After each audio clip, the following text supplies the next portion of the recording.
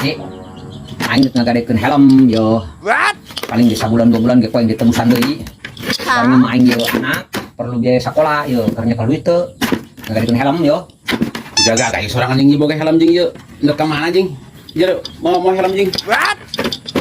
Gadekeun yo poe ka sorangan, karena kalau duit henteu yo aing jeung bayaran anak sekolah jadi sok 20.000 kan gede-gede. Ya masih sun.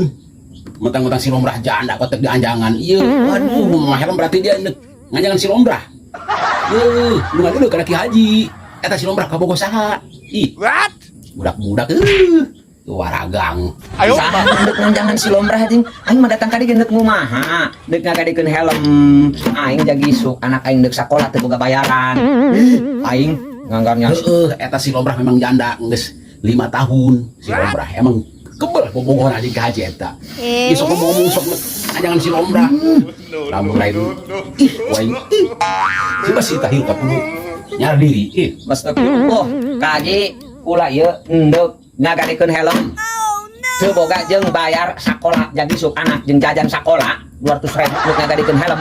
Sajeng ngajangan si lombrah. Tidak ada yang ngaji sih. Pan dia geus bawa pamajikan deuk ngajangan si lombrah jing. Ari turuk lah aing. Nyamung ka mana gua hese amanat ya geus susah. Waragang doang.